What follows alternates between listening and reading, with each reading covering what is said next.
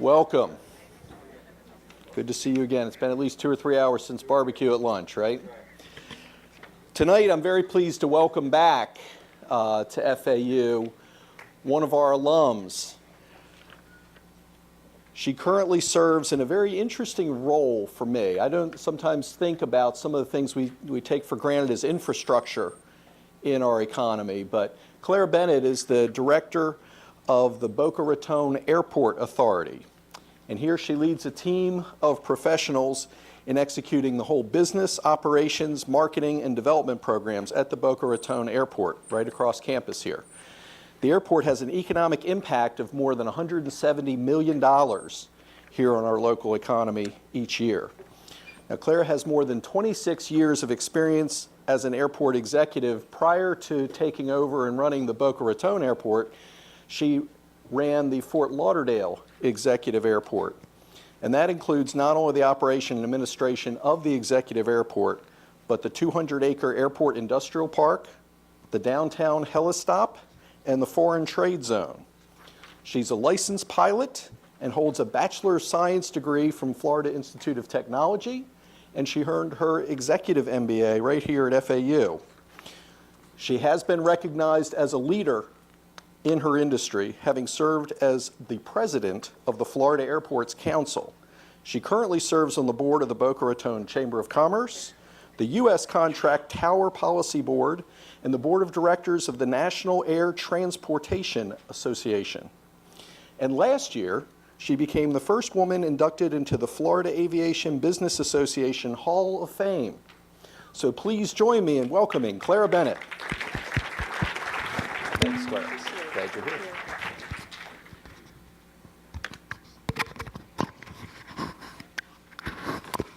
Thank you so much, Dean Bradburn. Thank you, Tanya, for having me here today. It's a real pleasure and an honor to address you and to hopefully share with you a little bit of the background of Boca Raton Airport, its history and its development, and the role of the airport director, and how some of the tools that I learned as a student here at FAU, as an executive MBA student, have helped me in my career and doing the things that I do at Boca Raton Airport. And I'd also like to share with you at the end a little bit of my personal story, a little bit of my personal perspectives and the things that have helped me along the way, and what attracted me to this industry to begin with. You know, the airport has such a unique role here in Boca Raton, and one of the things that I particularly enjoyed, I've been here about just under 4 years, about 3.5 years. One of the things that I really enjoyed when I first got here was learning about the history of the airport sorry. I might just need to hold it, but and how it mirrored the history and development of Boca Raton. And that one of the things that I found particularly interesting is that those two developments, those two histories have really grown up together. And it started with the airport back as early as in the 1930s and 1940s when it became a U.S. Army Air Base. So I'd like to share with you a little video that gives you a little bit of that history. And I'd also like to invite you to watch, if you are fans of WLRN, our local PBS station, they will be airing a documentary about the development of the airport and the air base and the development of radar technology here. They're going to be unveiling that documentary on the 1st, so hopefully you'll get a chance to watch it on your local PBS station. But here's a little bit of a sneak preview, at least from the airport's perspective.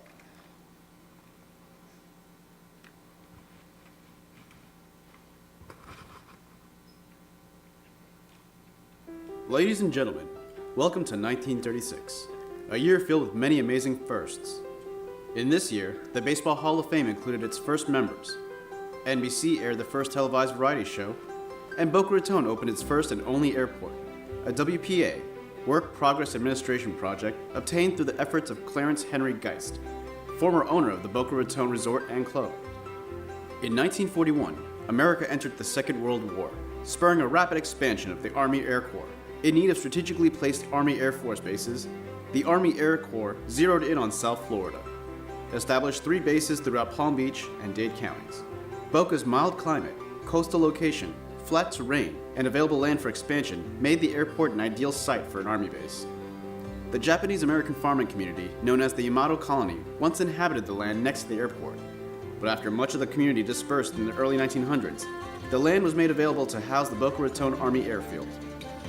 After months of construction, the airfield opened in 1942 and continued to expand throughout the war.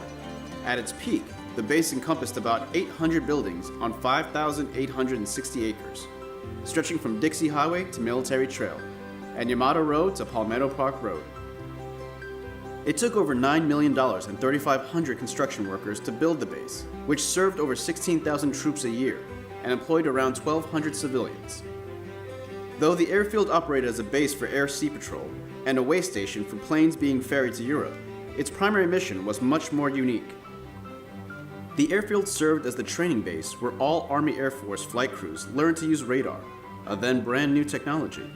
Since the airfield was the Army Air Force's only airborne radar training station during World War II, it created an ever-increasing need for flight training and aircraft.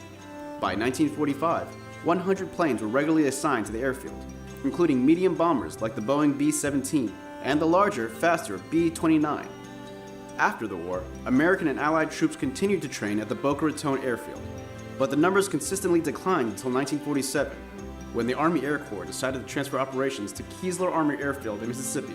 Unfortunately, 2 devastating hurricanes hit Boca Raton before the move could be made, leaving the base uninhabitable and eventually condemned.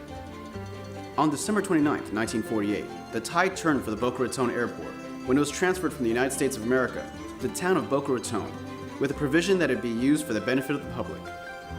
In the 1950s, the control of the land was transferred to the state of Florida, and 1,000 acres was released for educational use, eventually becoming Florida Atlantic University. For over 3 decades, the airport passed through the stewardship of 5 different government agencies as it evolved to better serve the local flying community.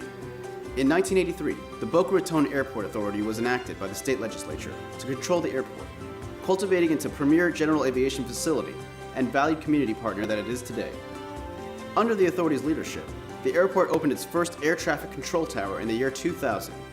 In 2015, the airport completed its 9,270 square foot administration building, constructed to meet LEED Silver certification standards, solidifying it as an achievement in energy efficiency and environmentally sustainable design.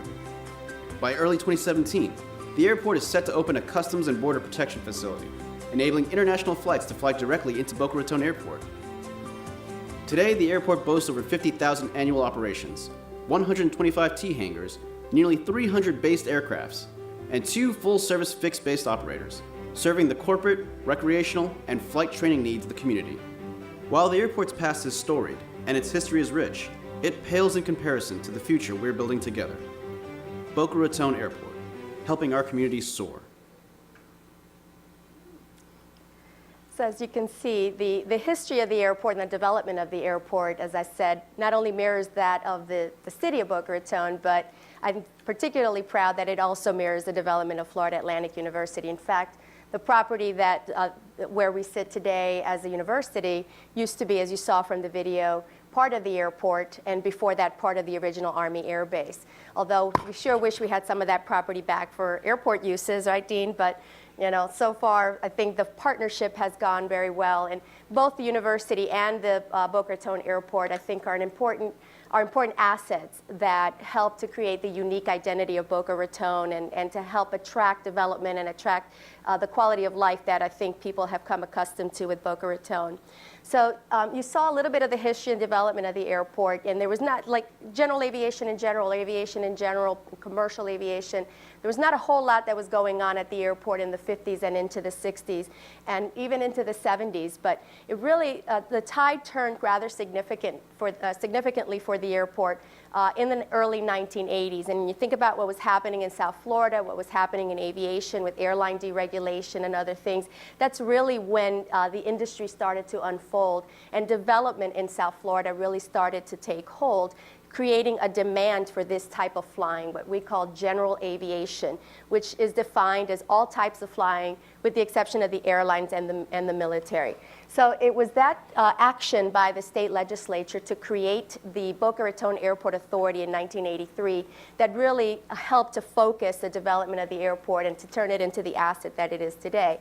And the Boca Raton Airport Authority, as stated here, is an independent special district of the state of Florida That means that we are not part of the city organization. We're not a department of the city, which is very typical for airports, or a department of the county. Palm Beach County Department of Airports, for example, operates Palm Beach International, as well as 3 other airports, Pahokee, Lantana, and North County Airport. But we are operated as an independent special district. That means all of the activities of the airport, all of the organizational matters, contractual matters, legal matters, et cetera, are contained within my office, which is actually kind of cool, and I'll get into some of that in a little bit. But again, the airport serves what is called general aviation, all types of flying with the exception of the airlines and the military, and that includes flight instruction, sport and recreational flying, a lot of business jets. And the airport is often most closely associated with the business and corporate activity. You know, the statistic of Boca Raton is that over 60% of the corporate headquarters located in Palm Beach County are located here at Boca Raton. So that's pretty significant, especially if you're looking to work in one of these corporations. You know that they're right here at Boca Raton. And these companies have gotten used to having access to all of the areas that these airports like mine, like Boca Raton Airport, serve. When you think about the fact that there are about 20,000 airports in the United States, both privately owned, publicly operated, heliports, et cetera, seaports, only about 400 or less than 400 of those actually serve airline airports, or airline activity rather. And you think about a corporation that needs to have access to remote facilities, distribution centers, warehouses, et cetera. It is airports like ours, like Boca Raton Airport, that provide the access and that meet the transportation needs of these businesses. So we're more closely and most closely associated with the corporate, the business jet environment. But we also serve an important role in the sport and recreational activity as well. And that's kind of a part of the culture at Boca Raton. It still retains a lot of that small airport, small town airport feel, because so many of the people that keep their airplanes at the airport are people who've kept the airplanes there for 20 or 30 years, long before it became a jet-centered airport. So for them, there's a lot of pride of place, and many of these people are individual business leaders in their own right. Excuse me, who have airplanes either for fun, sport and recreational activity, you know, to go from here to the Keys or up to the East Coast, or for even in their private businesses that might use a single engine or twin engine aircraft to travel throughout the state. And in fact, we have realtors, we have insurance brokers, we even have some doctors that use, and attorneys that use small aircraft as part of their business. So again, the airport serves all different types of needs, although again, we're mostly associated with the business jet aircraft. We have about just under 300 of these based here at the airport, which is pretty significant when you think about how small the airport is in landmass. 1,000 of the acres were given over for the school, so we kept about 212 for airport use. And another important distinguishing factor for an airport like ours is that we are completely self-sustaining. There are no local tax dollars, ad valorem taxes, property taxes that go into the operation or maintenance of the airport. And that's a pretty significant fact, and one that we're particularly proud of, because an airport like ours, you know, the majority are never going to have to experience this type of flying unless they're doing it for fun or happen to work for one of the businesses that uses a jet or another aircraft as part of their activity. So most of the people in the community will never interact with our airport in a positive way. And so, unlike Palm Beach International, where you're going to get on an airliner to go somewhere, you're not going to use the airport. So most people in the community, or a lot of people in the community, tend to associate the airport more negatively. You know, rich boys and their toys, or these flights that happen over my home that wake me up in the middle of the night. So we have to be very sensitive to that. So a big part of our push is to emphasize the positives of the airport and our role in the community. And one of those is we make our own money. Excuse me. All of our revenue, excuse me, all of our revenue is generated by land leases. So the next slide, I think, shows you what the airport looks like today. This is that 200 plus acres of property. All of it, all of the space that is available for commercial real estate development is under lease. That's how we generate our revenue. Our major source of revenue is from these land leases. They're long-term land leases. There are 6 in total. We have 3 that are aviation and 3 that are non-aviation. The aviation tenants provide all of the services that the aircraft need. That includes the fueling, the hangaring, the maintenance, the avionics, the catering, et cetera. The non-aviation tenants are excuse me, our sport and recreational, our movie theater, our boomers, and some retail as well. And all combined, our tenants generate about $3.5 million in revenue a year for the airport to sustain our operation. And here are some of our major tenants. We're very fortunate at Boca Raton that we have attracted companies like these to our airport. Signature Flight Support, Atlantic Aviation, Boca Aircraft Owners. Signature and Atlantic are the two premier fixed base operators, or FBOs, in the world. They have bases all over. Signature Flight Support is owned by British Business Aviation, and they've got about 200 bases all over the United States and all over the world, and they chose to locate here at Boca Raton, so we're particularly proud of that. As Dean mentioned, our total annual input is about 170, or output rather, excuse me, is about $174 million a year. Again, think about how significant that is in terms of being able to be an asset for the local community. Our tenants are major employers here in the area. All combined, there are over 1,400 people that are employed at Boca Raton Airport. In addition to our economic impact generated by the activity at the airport, all of the jets and all of the aircraft and all of the employment at the airport, we also have a very active capital program and project development that goes on at the airport. Right now, our 5-year plan includes about $30 million in capital improvements. That includes enhancements to our pavement, enhancements to security, to safety. For example, if you drive along Spanish River Boulevard and you see the airport just off of FAU Boulevard, you'll notice that there's a large gray bed that was installed last year immediately off the end of the runway. That is called an EMAS, an Engineered Material Arresting System. And what that does is it's a bed of crushable concrete that's about $6 million on either end, so about a $12 million project altogether. And what that does is if there is an aircraft that loses hydraulic pressure, loses braking action, if they are going to run off the end of the runway and go onto Spanish River, this system will stop it. So it's a pretty significant safety enhancement that we completed earlier this year. We completed the Spanish River end a year ago and completed the Glades Road end earlier this year. We also have a pretty robust wildlife management program. I'm an owl, and want to protect all of the bearing owls that are at the airport. We have about 27 burrows at the airport that live at the airport and that we have to protect, and we're very proud of them being there and the fact that we are able to protect them. We also have gopher tortoises and falcons and ospreys and all kinds of different things that we want to make sure that we separate from wildlife from airplanes from a safety perspective.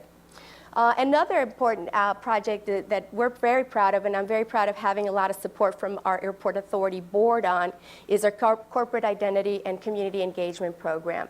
Again, we're an airport that's unique. We have a role that we play in the community. Not everybody always understands that role, so it's important for us to be able to provide opportunities for positive engagement with the community, with our various stakeholders at the airport. So this program we designed to help us kind of spruce up our image, new logos, videos, that video that you saw, as well as develop a community relations or special community events aimed at our stakeholders, including pilots, area students, neighbors, et cetera. In fact, one of the programs that we're really proud of that we established this year was a program with Boynton Beach High School with their Aerospace Sciences Academy, that focuses on bringing the students to the airport so they can get a sense of the careers that are available at an airport. They have an interest in aviation. So we bring them to the airport to interact with the FBOs, with our tower manager, with us as airport management. So it's kind of a cool program. Another project that you may have heard about if you've read in the paper is our customs facility.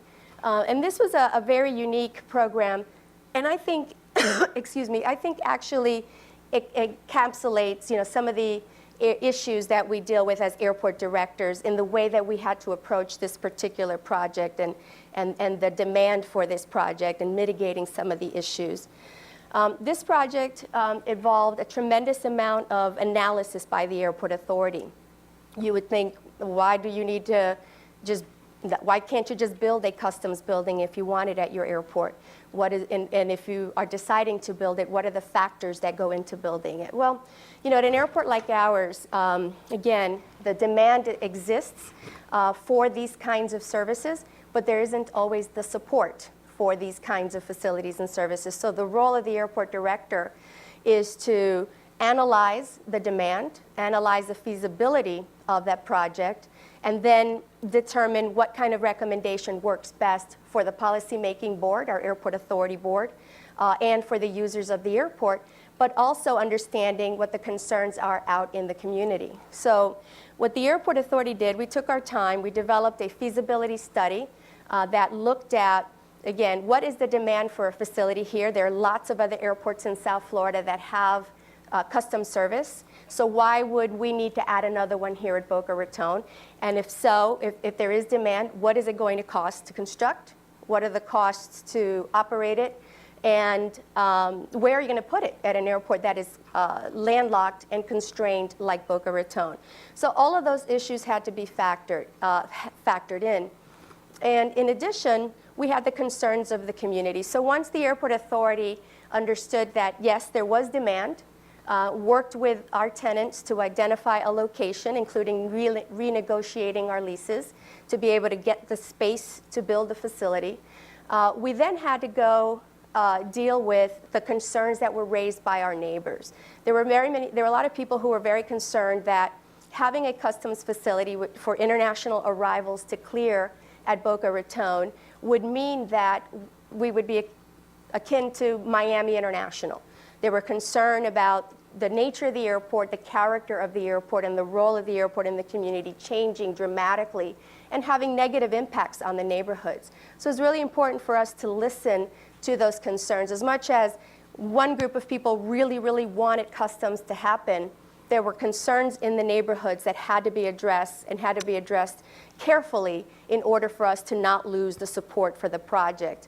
So part of the process that we went through involved, of course, a listening campaign. We went and met with affected neighborhoods, concerned neighborhoods throughout the community.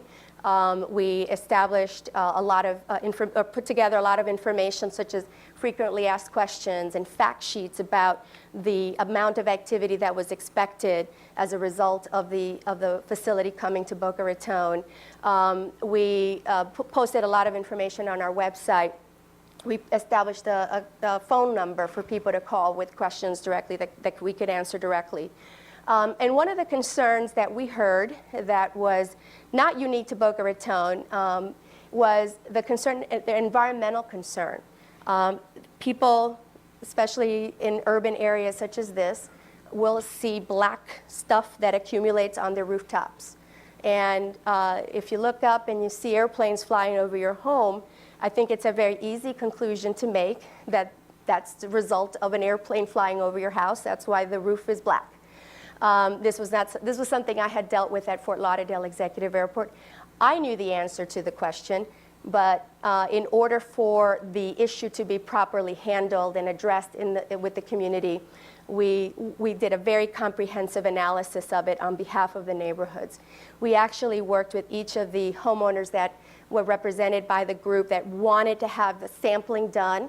We told them we will hire a consultant, we will hire an engineering firm, environmental engineering firm, to analyze the material, to do swabs and send it to a lab, so that we can put your minds at ease and identify exactly what that stuff is on your roof, and give you peace of mind that it is indeed not from the airplane. So sure enough, we did about, I believe it was about 12 different samples from different locations that the neighbors told us, we want to make sure they were actively engaged in this program, and sent those samples to the lab, came back, and believe it or not, most of that stuff is organic matter. It's mold, but also, especially in 2014, 2015, was white fly. So it's stuff that dies, that accumulates on your roof. It's kind of gross, but it has nothing to do with airplanes, you know. But again, me telling them as the airport person, especially somebody new to Boca Raton Airport, saying, don't worry, take my word for it. It's not airplanes. It's not jet fuel. You know, they're paying $7 or $8 a gallon for one of those for that fuel. They're not going to jettison it off the airplane on the way in or out of the airport. But besides, pretty much the entire general aviation fleet is unable to do that. But again, me telling them these things was not going to work. We had to do it in a very coordinated effort to make sure that the experts came in and gave them the information, excuse me, so that their minds were put at ease. And they were. And so, you know, it wasn't exactly what the neighbors wanted to hear. I think they wanted a hard stop to this project, but at least we were able to, again, comprehensively and with great detail address their concerns so that allowed the airport authority to move forward. So the project is underway. We've got about a year's worth of construction. It's a very little building, but it's a very big and complicated project. It's about a 4,400 square foot building, but it's built to the federal government, Department of Homeland Security's technical standards, which are pretty extensive and add a lot of cost. And we've redone ramps and roadways and lighting, et cetera. So it's a very exciting project, but very complicated for us. And this is what it looks like. Now, what is my role in all of this? Well, as I mentioned, it's a little bit of everything here at Boca Raton and in an airport like this. We are completely self-contained. We are not part of a city, as I said, or part of the county organization, or part of a larger airport system, like, for example, Orlando, Greater Orlando Aviation Authority. They have Orlando Executive and Orlando International. Fort Lauderdale Hollywood also has North Perry as part of its organization. We are standalone. There are 7 of us that run the airport administration and manage the entire facility and do all of the things that it takes to report a complex airport like this. And don't let the size of the airport fool you. The issues are just as complex here as they would be, perhaps even more so, as they would be at an airport like Fort Lauderdale Executive, where I came from, that had about 1,200 acres. So there's a saying in our industry, you've seen one airport, you've seen one airport, and that's because each airport has its unique characteristics based on the role that it plays in the community and how the community perceives that airport and whether the community has support for the airport or not. So my job is to be both the CEO, the chief executive of the airport, and also many times the mayor of the airport, which involves a lot of the social or soft or what I call executive skills that go beyond the technical skills that are also required. So a lot of the work and a lot of the background and training is both very technical, you know, and also very soft. We are, in our industry, especially at an airport like ours that is independent and self-contained, we are jacks of all trade and Jills, and masters of a lot too, masters of some, because there are very many technical things, legal things, operational, administrative things that we have to keep in mind every single day. So administratively, for example, I am the one employee that the airport authority, the 7-member board, hires. They went through a selection process, a national selection process, and I was fortunate enough to succeed through that process to become the airport authority's executive director. And then I hire everybody else. So that means creating the organizational structure, rewriting job descriptions, doing all the employee development, performance management, et cetera. We are a public agency. So we have public meetings that we have to have every month in order for the airport authority to function and for our board members to provide policy direction. That means we have to manage that administrative process of having those board meetings, having meeting the public record and sunshine law requirements, posting requirements, et cetera. Operationally, it's a facility that has to be properly managed, that has to be safe, it has to be maintained. That means sometimes we are doing plumbing at the tower We're changing light bulbs. We're responsible for making sure the grass is cut. We have fences and gates that break that we have to repair, and video cameras and monitoring systems, et cetera. So the facility and operational aspects of the airport fall under our purview as well. Technical, it's a highly regulated industry. Airports are governed by federal aviation regulations, as well as regulations of the Florida Department of Transportation that license us as a public facility. So we are inspected to make sure that we meet all of the standards that both the FAA and the FDOT require for us as a public airport in order to give us a license. And that includes protecting the airspace around the airport, which involves working with the city and with other municipalities that may want to put very tall structures surrounding the airport to take advantage of that very expensive real estate here in South Florida. We want that too, because we hope that those are customers for the airport, but we have to make sure that that construction doesn't impact safety of air operations in and out of the airport. So the technical aspects are very important. Financial. I mentioned we are self-sustaining, no local tax dollars. So we want to make sure that we're generating the right amount of revenue to sustain our operation and then some, so that we can have a nice reserve balance to protect against downturns in the economy. So the lease negotiations for us are really important. That's something we do as well. We have that reserve balance. We want to invest it, so that we want to make sure, again, that we have a return on investment that is appropriate for the funds. So all of the stuff that you're currently learning about finance, organizational management, accounting, et cetera, those are things that we use on a daily basis at Boca Raton Airport.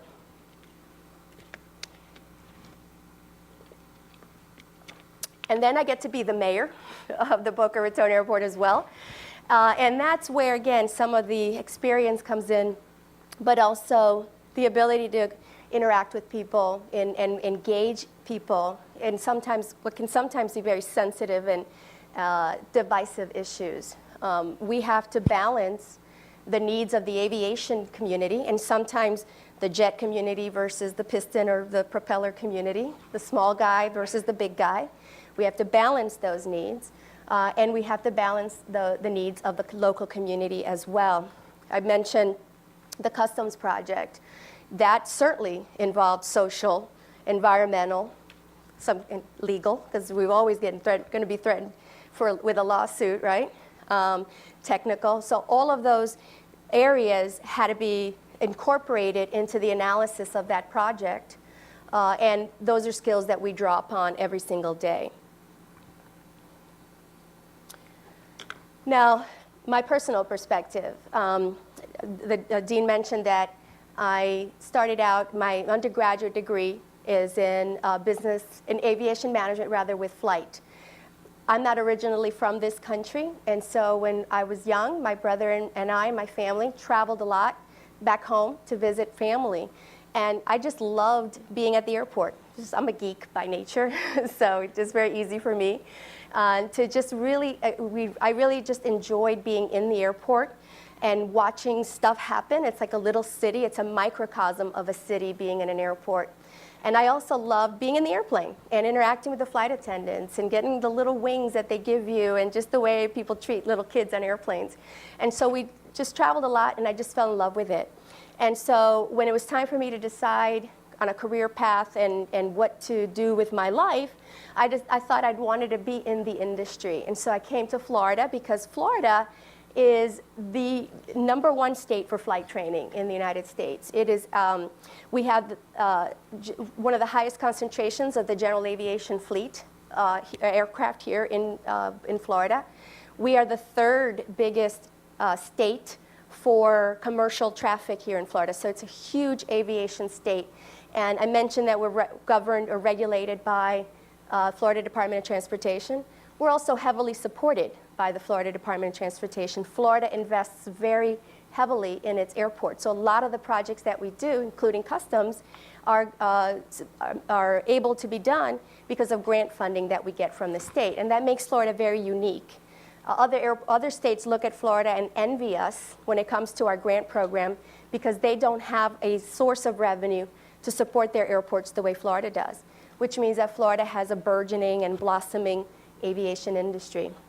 And so when I came to school, I quickly decided that while I enjoyed the flying aspect for fun, for sport and recreation, I wanted to continue on in the management program and work emphasizing airports. And so in my senior year, I was very lucky to get an internship at the Orlando International Airport with the Greater Orlando Aviation Authority. And I was also very lucky that they created a job for me when I graduated college. So it's enough reason to stay in airports, enough reasons to stay in Florida is when you have a job waiting for you because they liked you enough and they saw enough in you to create a job for you, when you graduated.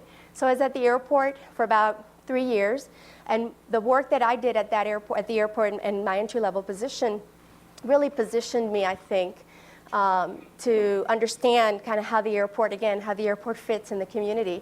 My job was in aviation technical services, which is what it was called at the time, and I dealt with the noise abatement program, which meant interacting with the community concerned about airplane noise and flights over the area and fuel dumping and all those things.